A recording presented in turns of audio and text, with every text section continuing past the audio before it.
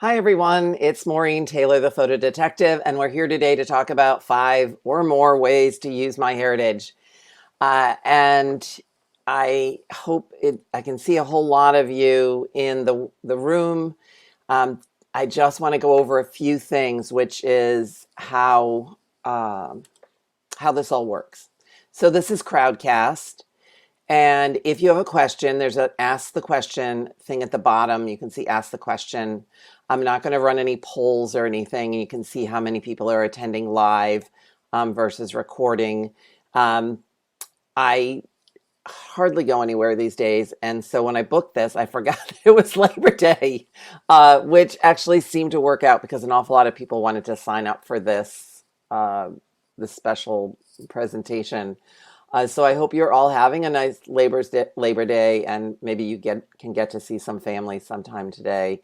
Um, I know we're going to sit outside in a little bit after I'm done with this, but we have a lot to talk about with MyHeritage, and I'm going to jump right in. There was one person, Mary, who said that she was having trouble listening to my podcast, which is separate from my webcasts. And I got back to you, Mary, and asked you whether or not you had a way of listening on your phone, or you can listen on your computer as well. If you have Amazon Music or Stitcher or iTunes, you can even listen to it on iTunes right on your computer. You don't have to go to my website to listen to it. And she's having trouble about 6 months ago. I don't know what that is. Hope everyone can hear me. If you can't hear me and you have trouble, if Winifred, if the sound is double, it means you have two browsers open. Please close one of your browsers. That's why the sound is double. If you need help with your audio or your video, I'm doing this solo today, so I'm going to try to get to all of your questions. Down here at the bottom on the left, you'll see Get Audio Video Help, and that should be great. Melissa Barker, I have something to mail to you. So I hope that you email me again. No sound or video. Down here, if you can't hear me, lower left,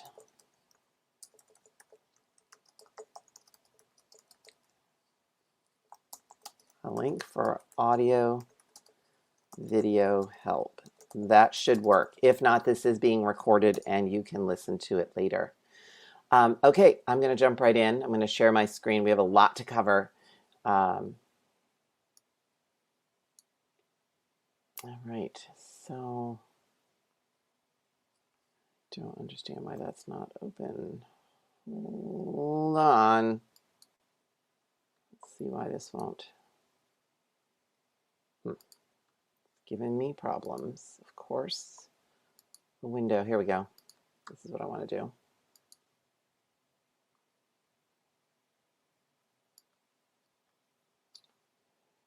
Okay, I want to go to slideshow.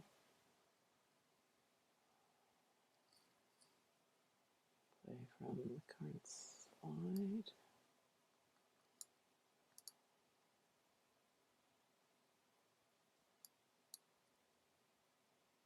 Okay, so I am going to close this again. Somehow, sometimes screen sharing drives me crazy.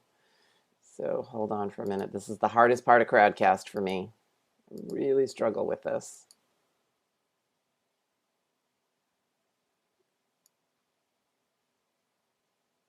All right, click to close the message. All right, so I just have to make my little window small enough so that I know where we are. Here we go. So you should be able to see this. Thank you for attending. And 5 ways to use MyHeritage. There you go. Marguerite, I don't know how to fix your sound issue that you're having. It should work over in the bottom left, but this is being recorded, and you can listen to it for the next couple of days. Okay, I did something wrong. Okay, so let's go through this.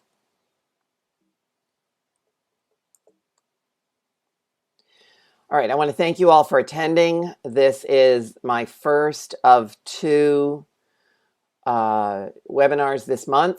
I don't know why I have two this month after not having any over the summer. I sort of took the summer and thought about what I would like to do.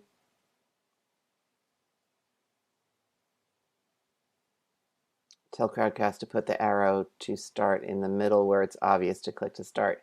Hopefully you can see this. Everyone can see my slides. Let's just double check this before I start jumping in. Everyone can see my slides? Okay, I'll just keep going. Oops. All right, if you're here, then you know who I am. I'm Maureen Taylor, the photo detective. My entire career is built around helping you with your photo issues, from whatever they are, large or small, unidentified, sharing, metadata. I'm now a member of the Family History Metadata Working Group, and we have some things planned for that to tell you more about metadata at some point in the future.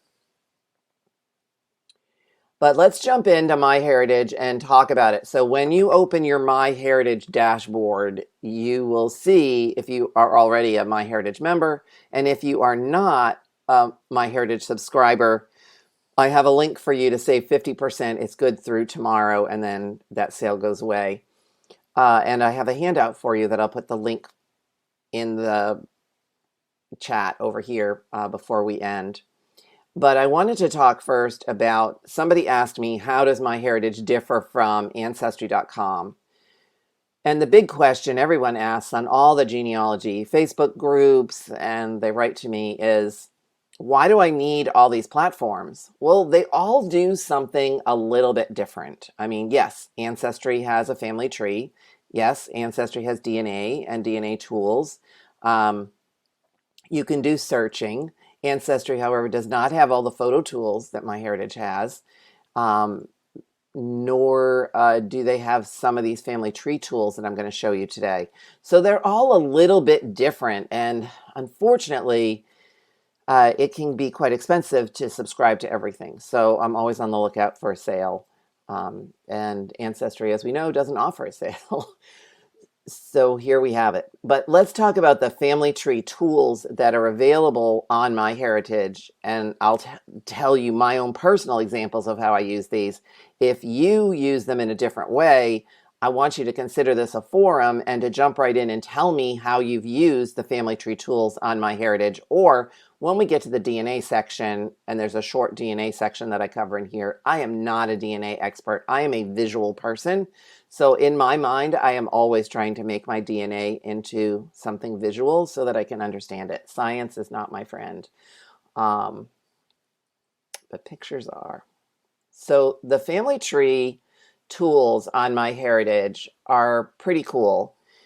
First off, you can do the list view, which if you are looking at this, you can see that I have a list of people. It tells you whether they're born, if they're, when they were born, if you fill that information in, if they're already deceased. And then over here next to their name, there's a green button and a brown button. So the green button is for smart matches to people in other family trees. If you have a public, oh really, Ancestry has a 50% off sale today. Well, that's a good thing to know. We're in competition. But Ancestry hardly ever goes on sale. So smart matches, if you have a public tree and you have everything listed on the slide is too small with their names. If you can make your, I've got this all full screen, so you should be able to see them. And there is sound. If you can't hear me, Mary, there's audio video help in the lower left. But I'm going to continue with this because this is being recorded. So the little green one, if you have a public tree, then people will be able, the algorithm will match you up with other people in other family trees. So say Mercy Macumber, look, I have a discovery for this, which is the green, but I also have a record match for her, which is the brown. And so I can click on those and I can see what those are. Now, I will say that when you're going in here and you're clicking on the smart matches, it's sort of like when Ancestry says, oh, this is a match for you. you look at an ancestry family tree, the same errors that are in other people's family trees uh, on other sites can pop up here on MyHeritage. So you need to be really careful and vet each and every smart match before you say, oh, this is exactly the person that I'm trying to match. I went in here and did some playing around with it the other day, getting ready for this, and I came up with a whole bunch of matches for people, but they weren't actually legitimate matches. They were people that had, because I knew this branch of the family so well, they had copied mistakes over and over again. There wasn't any new information. But sometimes there is, and so it is definitely worth checking on your smart matches and your record matches to see what comes up. Then, oops. So this is another view of the family tree. It's more traditional, looks more like what you might see on Ancestry. It's a pedigree chart, and you can choose which way you want to view it. In the upper right-hand corner, you can see you can do this view or the traditional pedigree chart view. One of the things I like is I highlighted this person, this Sarah Jane Wilson, that I wanted to look at. And so over on the left, it pops up and gives me all this information that I had added in, so I can see it at a glance. And that is very cool. That and I don't lose the tree. And that has come in handy for me. And so it shows me what I can add. I can add photos and videos and biography and immediate family. There's a lot of stuff I can do here with this tree. This should be broadcasting, Winifred. Everybody else say yes. Raise your little hands if you can see this. It is definitely broadcasting. So one of the cool things that MyHeritage offers under the family tree tools is something called a fan chart. And I love the fan chart. One, because it's color coded. Now you can do a fan chart of your entire family tree if you want to. But remember, I had highlighted Sarah Jane Kelly, and so I just really want to see what I know and don't know about Sarah Jane Kelly and how she's related to these various lines. And it shows me what I'm missing and what I have, and I can click on these and go to more information. And I really love this fan chart. Winifred, if you are not seeing this, I suggest that you come out and come back into the presentation. Mary as well. It could be your internet connection. Sometimes the internet connection is a little funky, but it is broadcasting. Pretty much everyone else can see it.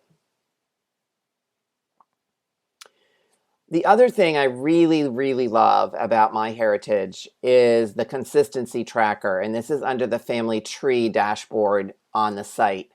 So they do send me reports as to mistakes, I'm going to put that in quotation marks, that might be in my family tree. For instance, the first one says Peter T. Taylor and his wife Mary Elizabeth Taylor, born priest, have 2 marriage facts. That's something I can check. The maiden name of Eliza J. Taylor is the same as the last name of her husband, James William Taylor. So yes, that is something I need to move and fix because her name is Eliza J. Wilson. I'm not quite sure how that got, moved over in the GEDCOM when I uploaded it to MyHeritage, but it did.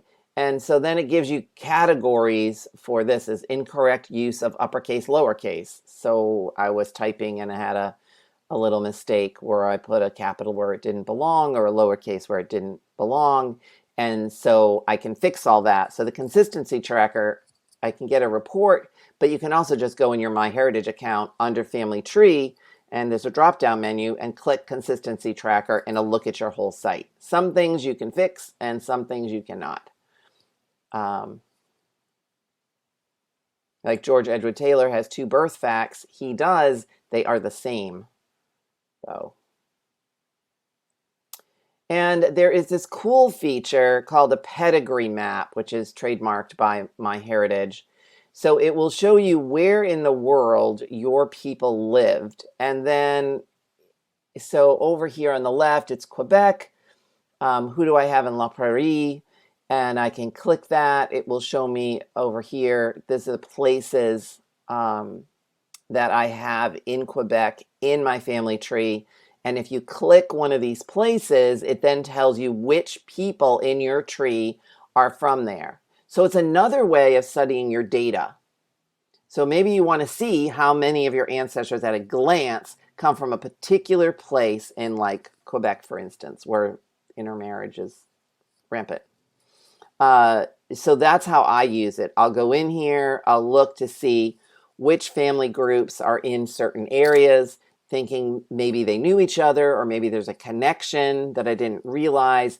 But it's an interesting way of looking at your information from a different perspective. And that is only available on MyHeritage. So you can see I clicked on La Prairie, and while I can't see the map for some reason, over on the right, it tells me that I have 1, 2, 3 people, and I can even see here that I have a consistency issue here with labeling where they were from, but I have 3 marriages in that area at the same time. And then if you ever wondered, well, how is this person related to another person? In the drop-down menu is a relationship report. So you can specify who the first individual is and the target individual. Think about when you use electronic maps and it says, where's your destination? You put in 2 locations. In this case, you are putting in 2 people's names and then trying to figure out what the relationship is between those individuals. And that comes in handy as well. Definitely. All of these come in handy when you're trying to study your family tree and you're just looking for new information or a new angle to study it. Also, if you wanted to see what sources you've used for your family tree, so this makes it easy for you to revisit the sources that you've used for your family tree over and over again. MyHeritage also offers a paid backup service for your family tree, just in case you're afraid it will get lost. There is a way to back it up that way online. But say I wanted to click on the 1851 English census, I can do that. And everything I've ever used is right here. Because I don't know about you, but on other sites, I'll use a source, I'll look for people, I'll, find people in one source and link it to somebody, but maybe I really need to use that source again. And then I go off and do a whole bunch more research. And then I come back and it's like, 3 days ago, I was using that source. Now, what was it and where was it? Here, I can just go into sources, click it, and go right over to search it because MyHeritage does offer searching as well. It offers this, in some ways, similar things to like Ancestry.com, which is the census records, which are free to search this weekend, and city directories and some other things as well. I have been researching a mystery photo from not in my collection of family photos, but in for my research collection, and MyHeritage has turned up information that I did not find anywhere else in like newspapers and even in city directories. So it was quite handy that way. And there's the backup service. You can learn more about that. So this is all from the drop-down menu in the family tree header in your dashboard. So then let's just briefly talk about the DNA tools. Everybody has the DNA tools. Most people these days are testing with Ancestry.com, especially every time they have a sale. I've tested with just about every company there is, because why not? I want to see all the tools just in case people have a question for me. Plus, your DNA matches may have photographs of ancestors that you don't have, and this happens more often than you would think. MyHeritage is always in the news for the DNA discoveries that are being made through their DNA testing, and because they very much are an international company, these stories come from all over the world, and some of them are quite amazing. But are you using, if you've tested with MyHeritage or you've uploaded your DNA data from another test kit to MyHeritage, are you using all of these DNA options, like the ethnicity estimate, the DNA matches, the DNA tools. There's ways to manage. You can upgrade to health, except I ran into a little snafu here. I tried to upgrade to the health on MyHeritage, and my state, I live in Rhode Island, will not let me. There's some little stop on that, and I'm not sure what that is. And then you can certainly order kits or upload DNA data. So the DNA matches, and I don't have any close family that have tested on MyHeritage. They've all tested on Ancestry. But it gives you rings, and they're colored rings, and I have no close family on MyHeritage. But I have 7 extended family members, and I'm trying to figure out how I'm related to those people. And then I have 12,689 distant relatives, which can be quite distant. And I believe it was Judy Russell, the legal genealogist, who just wrote something last week about how those really distant relatives don't actually add much to your knowledge about your family. But I don't want to get into that argument because it's a big one. But you can look at your DNA matches this way, and you can click on each one of those little faces and go over to the matches and see how you're related. This is your ethnicities. It will vary a bit from Ancestry.com and wherever else you've tested because they all use different reference sets. I'm really happy to be mostly Iberian. That's my mom's side of the family for sure. My dad's the Irish, Scottish, and Welsh side of the family with the English. So I know who I'm getting which percentage from. And then you can see where your locations are, see where your DNA matches live. Tammy wants to know if there'll be different results doing a heritage DNA test versus uploading data from Ancestry.com.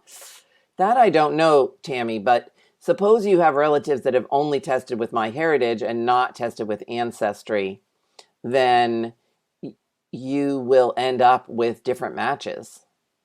And the percentages vary from test place to test place. I'm on Living DNA as well, and that tells me something else. I'm really looking forward to the Ancestry update in September. It's supposed to be more specific, so we'll see what that tells us, and that could be very helpful. But in any case, I can click on any one of these shaded countries, and it breaks it down by how many matches I have. So I have 980 DNA matches on MyHeritage with Canada, people who live in Canada, United Kingdom. I even have some people in Australia, which is cool. And a whole bunch of them in the United States. So you can then click on each of these and see the matches.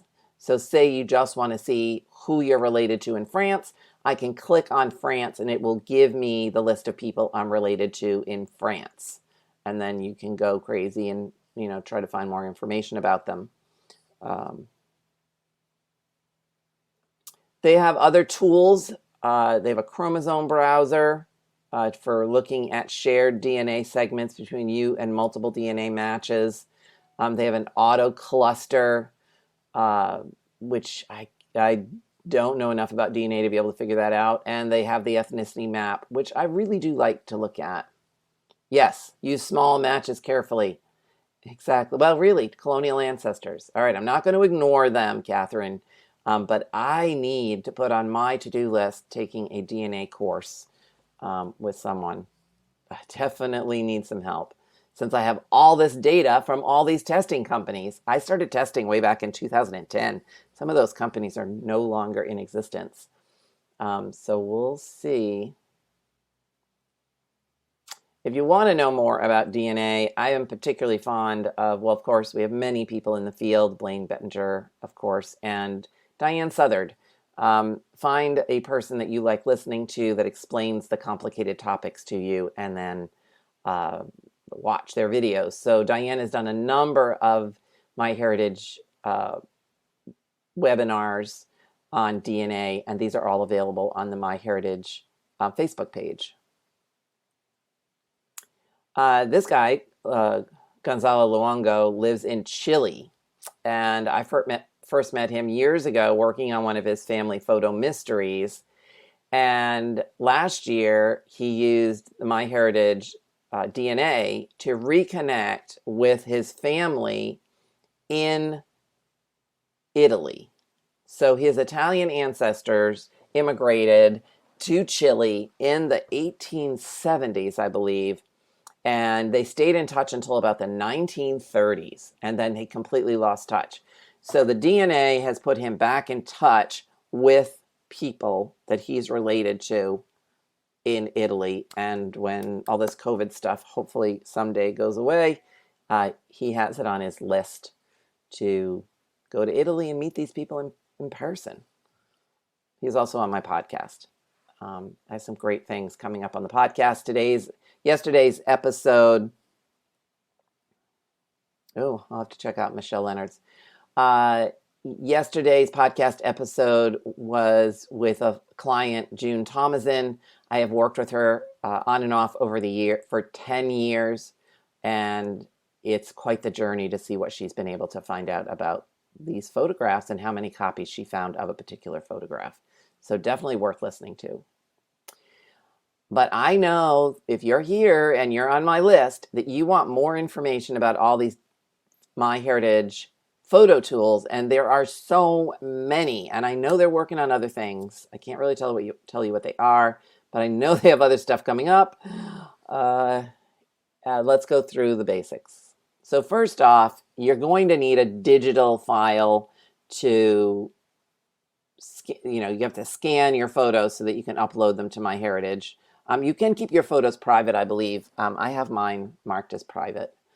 And you can use whatever you have for a scanner, a flatbed scanner, an all-in-one machine, your phone. Sometimes my photos are so big they don't fit on the flatbed scanner, so I really just use my iPhone to take a really nice quality picture of it. And then there are apps like Google Photoscan or Photomime, or even you can use once you have MyHeritage, there are things in the app like a camera so that you can use your mobile app to actually photograph and then upload your pictures. I really like the MyHeritage mobile app. It offers a lot of stuff that other apps do not. Scanning resolution. So you want at least 600 DPI, but the Library of Congress suggests 1200 DPI TIFF. These are going to be big files, no doubt about it. You're going to need a portable hard drive. I have little ones. I don't know if you can see it or not. It's a little portable hard drive. I have about 3 of them on my desk.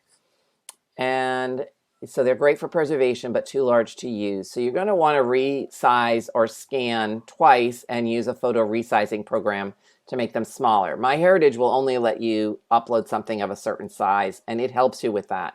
It tells you how big it is. It'll tell you if it's too big. It'll tell you if it's too small. All of that.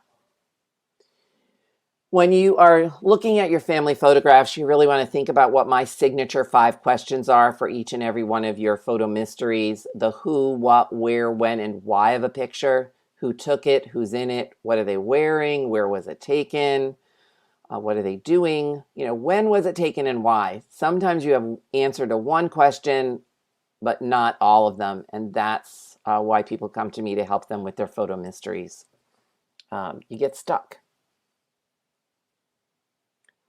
I mentioned you can do research on MyHeritage, and you can research the people in your family tree. I was just doing that today.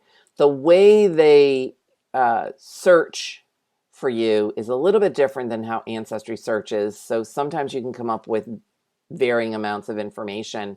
And I play the sites off each other frequently. I'll search for some stuff on Ancestry, then I'll do the exact same search on MyHeritage and come up with something a little bit different sometimes. But when I'm researching photographers that took pictures, I always treat them like a member of the family, and I use the same record sources that I use to research family members, like the census and the directories, and it helps me establish a time frame for that person, that photographer, or that family member. So for instance, I searched for Adeline Goodwin. She's a female photographer who was in Providence, Rhode Island. There's a lot of typos in here. She actually did not hoard at Broad Tucket. She boarded at 139 Broad Street, but everything else in here works. And then you can see here in the middle, there's a little orange thing, and it says, see who else lived at this address. So in working on that mystery photograph, taken in Prospect Park, Brooklyn, which is on my website. You can check it out.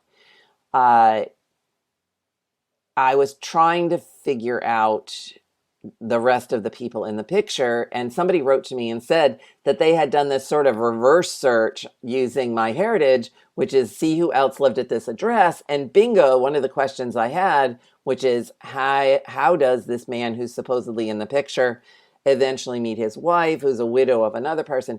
It turned up more information than I could have imagined. And it just slipped my mind. I was like deep in the research for the picture. I probably would have gotten around to it eventually, but she did that, see who else lived at this address, and tied a bunch of people together for me and gave me a lead as to who might be in the other photo, in the rest of the photo. So this is a very handy tool. Nobody else has this, see who lived at this address. So it definitely comes in handy. So for instance, my Kelly line that you saw, Sarah Jane Kelly, the story was they all lived in the same house, Kellys and Wilsons. Was this huge extended family living in this tiny little house. And if you're just looking for the Kellys in the city directory, I'm not going to necessarily find the Wilsons. But if I click that see who else lived at this address, suddenly I find all the people I need to find. And it comes really in handy. It definitely is one of my favorite tools.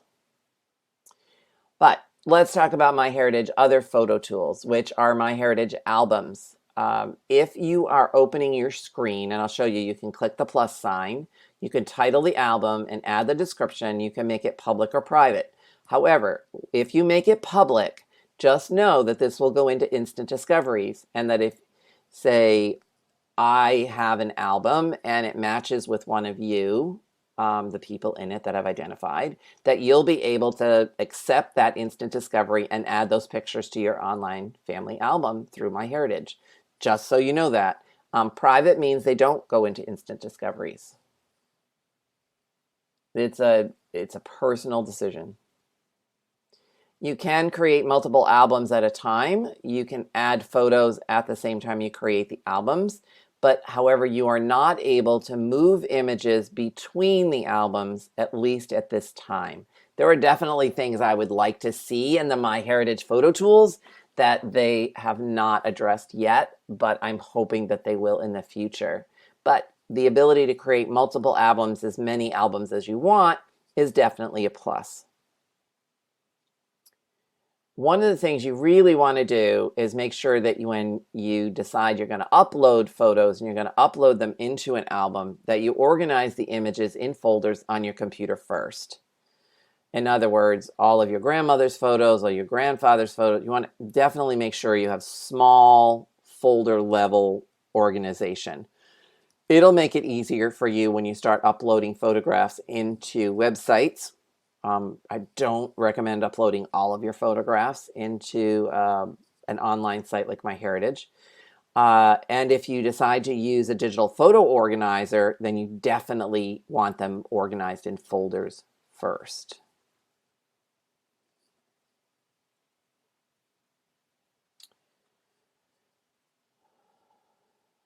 So over on the left in your photo dashboard on MyHeritage, you can see a list of people that you have tagged in images in your photo dashboard. You can click on the name to see all of the images of that person that you've tagged, and click on not tagged to see all of your pictures. So over on the left are only the few photographs that I've tagged with people's names. This information does not get embedded into your photo file, so it's not exportable, but it is viewable in your MyHeritage dashboard. So if I wanted to see how many pictures I tagged of Eliza J. Taylor, I could click on her name and it would show me all of the pictures I have of her. So it works sort of like a digital photo organizer online, except that information isn't exportable to another program. So to add images to the albums, first step, when you see your dashboard on MyHeritage, it is a sea of all the pictures that you've ever uploaded. But there's little circles in the corners. You click that, it makes a little check mark. 2, you click the little hamburger thing over on the right, the little 3 dots, and then you add to an album. that you might already have in existence. And that's it. Now you can share the album, you can download the album, you can edit all the album details, or you can delete the album. There's options for that as well. And these are, there are other websites that don't have these tools for sure. You want to add keywords, you can do that in your dashboard. I can add that this was taken in 1934 in Pawtucket, Rhode Island. I can include a story under the notes section. It tells me which album it's in. I can link this to other people that are MyHeritage members, and they can share their thoughts, so you can make it a collaborative activity, which is kind of cool. But again, if you're going to export it, make sure that you transfer that information somewhere else, like into a digital photo organizer that's metadata compatible and portable. So there it is under the notes section. I can say part of a series of images taken at the same day on the same time. Basically, the family did a round robin with the camera, so I have various assortments of family members in and out of the picture based on who's holding the camera. One of the things I really like about the MyHeritage, when you look at a picture like this, it breaks down all the people by heads. It even does this if it's a picture on a table, you will get a little head for them, and you can click on them and identify them. So it's a way of adding, see, here it is right here. I can click on his little face and add that person's name and tag them, which comes in handy. So I have tagged everyone, almost everyone in this picture, and added their full names.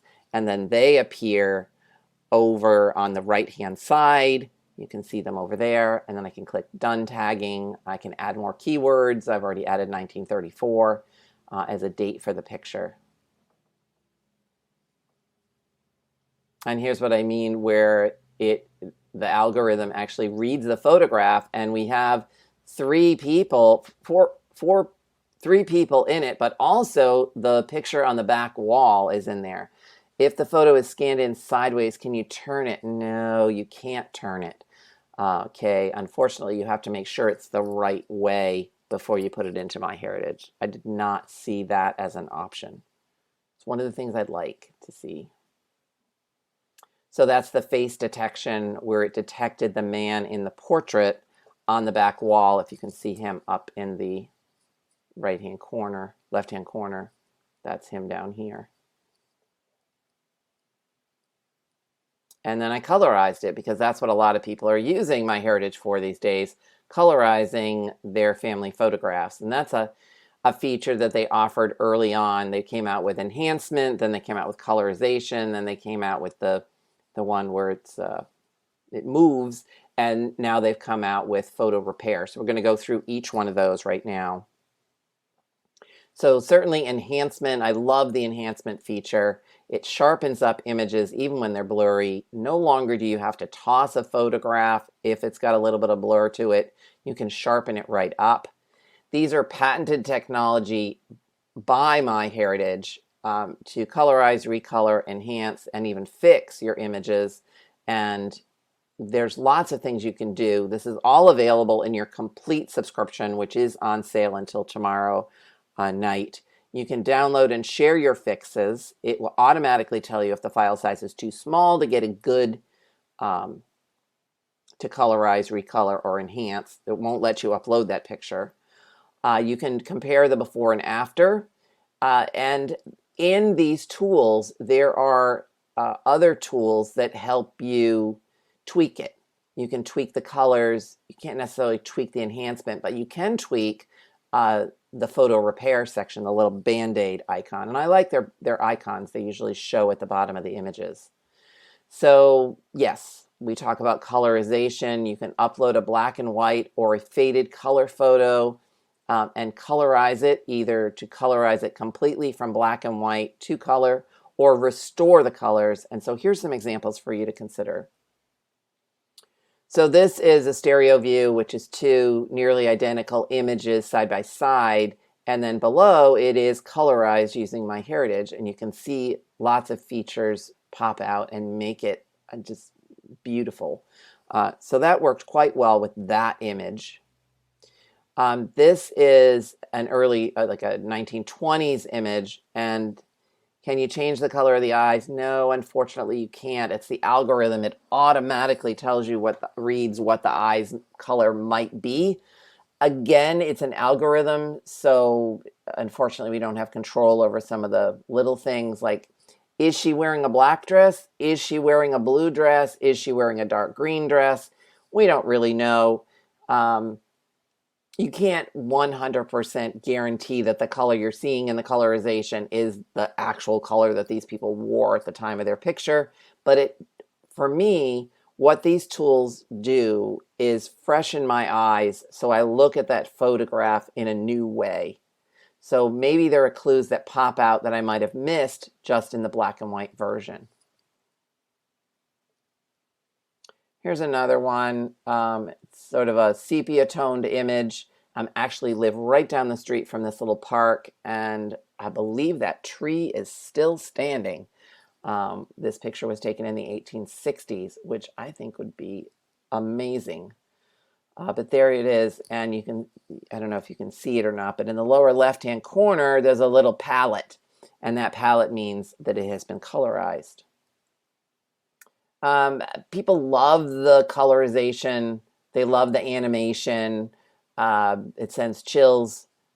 Some people, when they see a picture of someone that they've known or not known, and suddenly it's in color, it is a startling feeling for sure. This is my mom in the middle with her two sisters, and I not only enhanced this, but I colorized it, and a lot of the details popped out. Unfortunately, Mom does not remember where it was taken. They didn't go too far afield, so I'm sure that the field behind them actually is long gone. Probably has a housing development on it. So here's an interesting case. So sometimes when you use MyHeritage, you have to go an extra step to colorize. So on the left is this faded sepia toned card. It's a postcard. So I had to make it black and white first, and to do that I used my Vivipix Restore software to make it black and white. I sharpened it first, downloaded it to MyHeritage, to Vivipix Restore, made it a black and white, uploaded it to MyHeritage, and then click Colorize to get this beautiful colorization down the bottom. I used this photo as an example on a talk I gave for Find My Past, and they actually solved it for me in not that long a period of time, just in the time we were on the webinar. So I need to write that up for an article for my blog. So stay posted for that. I'm just trying to catch up with a bunch of things, and that's one of them. We know where it was, and we were able to figure out who the artist was, and just a lot of information. It was very cool. So it was a 3-step process. Upload it. Yeah, I love this picture, and I know everything about it now. It is, you had the faded version, turned it into a black and white. I can sharpen it in the Vivipix Restore, which I did, and then I uploaded it to MyHeritage and colorized it, which I think it's really cool. It even shows the house where they were staying, and she was painting it. Now, of course, I'm on a quest to see if that painting by this somewhat famous women's painter still exists somewhere. Will it colorize hair color accurately for red hair or brown versus black? There are things, an algorithm gets smarter over time. There are millions of photographs that have been colorized. I would hope that it works that way. I do not have a photograph of someone that I know had red hair to colorize it and see what it does with it. I would test it and then let me know, Elizabeth. But do we need extra software to do this extra step? Unfortunately, Marguerite, you do, because you need to make it a black and white first. And the Vivipix Restore does that for you. There's probably some other programs online that you can do that in, but I have the Vivipix Restore, so I just do that. What it did for me, it wouldn't let me colorize it full. I was able to recolor it. So it read this as sort of a color picture, and then it recolored it, which didn't do the same thing that I wanted. I wanted this full pulsing. Hold on, it's Vivid Pix Restore. If you decide you want Vivid Pix Restore, hold on to that thought for another week and wait. I don't want to tell you about it right now, but, and where did this go? Here we go. So let's talk about restore colors, which is different. Linda said she saw a webinar on how the software works from the developers, and it did pick up red hair in a historic Civil War photo. Well, that would be great, because I don't actually have any redheaded people in my family, so I haven't been able to test that. So that's good to know, Linda. So the restore color, you can see, you could maybe, in MyHeritage, I haven't tried it. So this is another one of those sepia tone photographs, and there are little dots of color in it. And you can see when I clicked restore color, what it did was make this sort of a black and white. So there's nothing that says I can't download this photo on the right, which is sort of a black and white. I'll have to try that when we're done. Download it, the enhanced and colorized version, and then re-upload it and see if it'll trigger the colorization. It is possible. All these tools, you have to play with them. You just have to play with them. These are some of my slides from a long time ago. This is an Ektachrome slide from 1988, and Ektachrome is known to shift. The colors change. You can see that it's gone very yellow.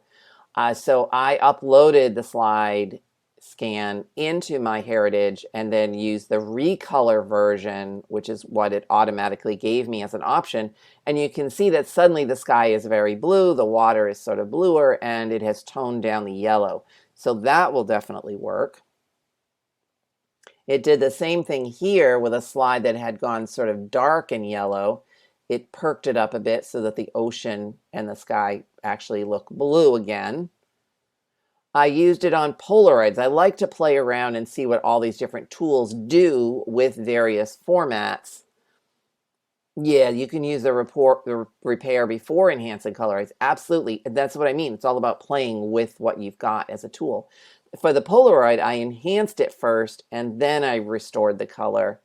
And it worked pretty well. This is an eye-popping one of a 1950s image that had gone red, and then I was able to actually not even restore the colors. I colorized it with MyHeritage so that now you can see the plants in the background and the people, and it's a much more pleasant photograph to look at. So years ago, people used to throw these out. Now we don't have to do that because you can fix them. If you have an image and you want to fix the color restoration settings, MyHeritage lets you do that. That little gear up here, you can click that, and then you can play with the saturation, the contrast enhancement. The 1970s images are horrible and pretty much all need fixing once they've been scanned. Automatic or manual, then you can adjust that. It gives you the two different restoration models, but always check back because MyHeritage is always developing new tools and new tweaks. Here's a before and after.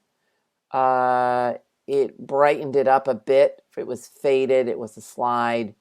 Again, and I think I have another one of this. Yeah, right. So here, I was lucky in this case. The top left is the negative. The top right is a print I had made. And then on the bottom left is, oh God, what is this mouse doing? On the bottom left is an enhancement of the negative, and on the bottom right is an enhancement of the print, enhanced and recolored. So you can see, I love this picture because it gives you all four options. You should always save your negatives. Maureen says, not all the pictures in my People album are mine. If I fix, will it save to just my site or the relative who posted it? It will save just to your site. If it comes up as an instant discovery on their site and you've made it public, then they should be able to see it and then save it to their page. The mobile app gives you a lot more options. It looks like you can flip it. Somebody asked about, can you go from horizontal to vertical or vertical to horizontal? You can record a story behind the photograph.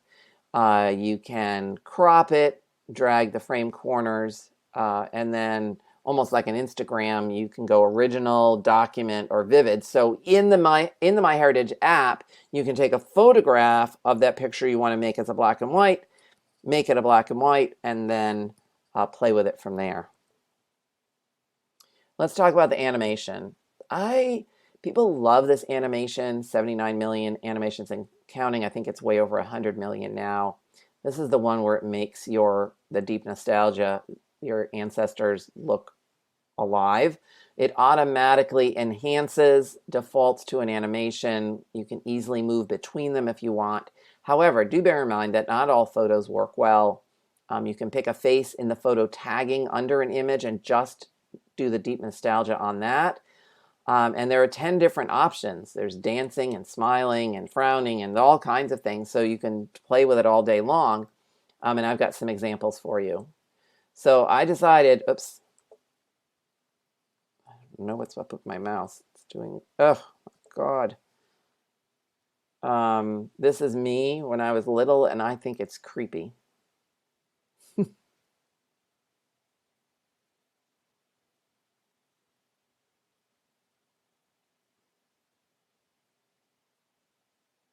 Yeah, no, I don't really like it much. I used it with a historical figure that I had never seen before. This one I liked. I think I did this a little bit of a smirk on his face.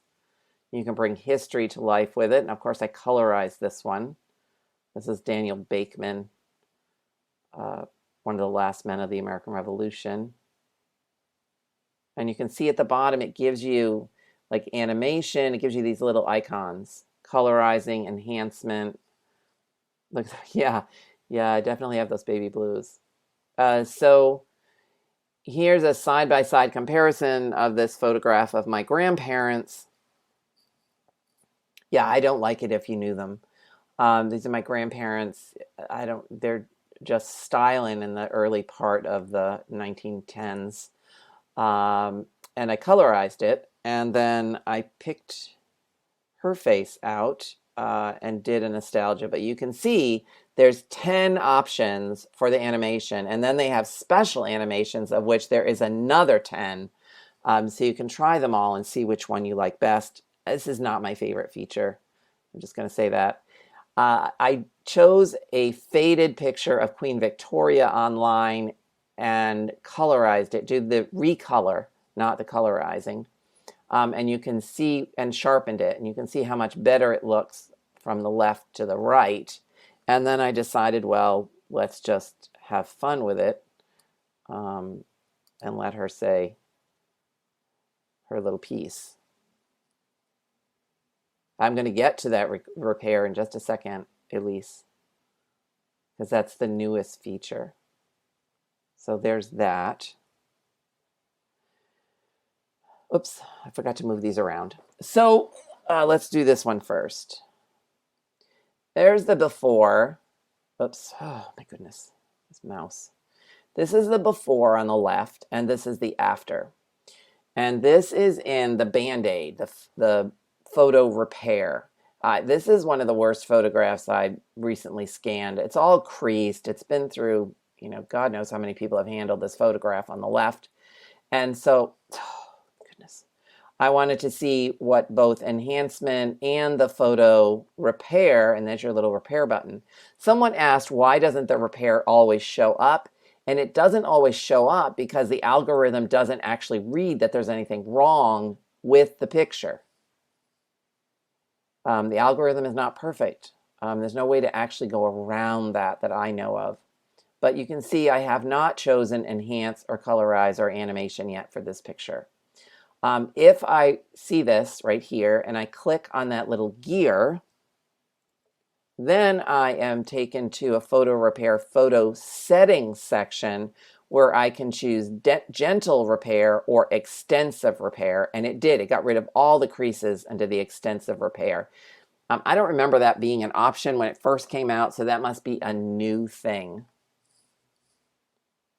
To delete photos from your album, Kay, all you do is when you look at all your photos in your dashboard and there's that little circle in the upper right-hand corner of each picture, you click that and then go up to the little three dots in the upper right-hand corner and it should give you the option to delete. I was just cleaning it up, my own album before we did this. So 2 things for you. First off, I do have a handout for you. It's just a sort of reminder of all the things we talked about. I'm putting it here in the chat so you can download it. It's not a very big thing. But I also wanted to remind you that if you have enjoyed all of this presentation and you think you want to join MyHeritage and you're thinking, oh, what's one more, subscription because you want to try it. I know somebody said Ancestry is on sale this weekend, but I also want to tell you that MyHeritage is on sale, and I've got the link here for you. It is 50% off from me till tomorrow, and I hope you will take advantage of that. Kat wants to know, are there any rules of thumb regarding when to use Vivipix in combination with MyHeritage versus just using MyHeritage Enhance Repair and All Colorize? So on my website, there's an on-demand webinar. I think I have it up there for $10. You can watch it and it'll show you how I went through the steps of playing with both Vivipix Restore and MyHeritage. Sometimes I use Vivipix first, sometimes I use MyHeritage first, sometimes I go back and forth. All these companies are competing with each other, trying to add features to their products. But I find that the MyHeritage and the Vivipix work quite nicely together. And it doesn't matter to me which one you use first. It depends on your photograph, and only by fixing your pictures using MyHeritage photo tools and the Vivipix photo tools will you know which one you want to do. Now you can enhance and sharpen. You can sharpen in Vivipix Restore, but then upload it to MyHeritage and sharpen it some more, or vice versa. So all of that. Rhonda wants to know, do I find a scanner-only device better or no difference at all to an all-in-one device? So I don't like the all-in-one devices if you only have snapshots, an all-in-one device works just fine. But if you have tintypes or daguerreotypes or ambrotypes or slides or anything like that, you do not want an all-in-one machine. Save your money and get a flatbed scanner. Or if you have a lot of slides, I would just get a dedicated slide scanner, which I did this year. It made my life so much easier. So I have always used an Epson scanner. I would never switch. I've used an Epson scanner since the first photo scanners came out. Epson was early on involved in making our lives easier to scan photographs. They are not a document scanner. I mean, you can be used for a document scanner, but they do an awesome job on photographs. And they're not that expensive. You can find some that aren't that expensive. Does anybody else have any questions for me before we wrap this up? Which slide scanner did you buy? I bought the Wolverine, Marguerite. It was not cheap. I bought the Wolverine. There's also a Kodak one on the market which a friend bought, and she had good luck with that as well. So I bought mine at the local camera shop. So I would, go there and actually try to test them and see which one you like better. How can you download a record to a tablet from MyHeritage? I was trying and it won't let me. I have not tried. Let's see what happens. If I go to my MyHeritage app, if you just hold on for a second. So there's my MyHeritage app. I go to the photos, which a tablet should work the same way. So if I click on that photo, save to library. So on my iPhone, Diane, I know I can do this from the photos. I have not tried it with a record source. The other thing you can do is just take a screenshot using your tablet. That's another way, sort of around it. Oops, I have the ask a question section. Yes, I do. MyHeritage does not let you edit metadata. You can edit metadata all you like on their site, but it doesn't transfer or embed into your image. So no, they do not as yet. The handout link is the first link I shared. Just scroll up in the chat and you'll see it. So let me go to ask a question. I answered why the Band-Aid fix in the photos repair area only works sometimes. That's because the algorithm does not read that your photo needs to fix. That's the problem. Can I get a newspaper photo to look better and digitize it? I have tried before and it just looks pixelated. I'm not sure what you mean by that. Are you finding it online and then like you're taking a screenshot of it, or you're trying to download it from a newspaper, or it's a newspaper photo that you already have? So if you scan, there is something, I'm going to comment in here. It's called the M-O-I-R-E pattern. Usually when you are scanning and you're scanning settings, there's a way to uncheck or check that box to smooth that pattern out. Okay, so try that. It has to be in your, like a flatbed scanner, when you go into settings, there's a way that you can override that pattern, that dot pattern. So it's not really pixelating, it's the dot pattern of the printing. And the same thing happens with magazines. Can you make your family tree completely private in MyHeritage? That I don't know off the top of my head. I believe you can. Yes, Ernest, this is recorded, so you can view it later. You'll be able to view it in about 20 minutes, actually. But you can definitely make all your photos private. Can the photos be exported to make a photo book? Not through MyHeritage, but you can download the images and then upload them to the app for Walgreens or Shutterfly or whatever program you use and do that. There is a handout. I just put it in the chat. You'll see it. I uploaded my GEDCOM to MyHeritage a few years ago from Ancestry. I have since added my people and info to Ancestry Tree. How do I update this to MyHeritage? Oh, Francis, do I feel your pain? I totally feel your pain. I wish MyHeritage had a way for me to just upload a new GEDCOM with all my new information and just get rid of all the old information and just read the new to update it, and it does not. So you have to manually enter that new information that you've found on Ancestry to MyHeritage.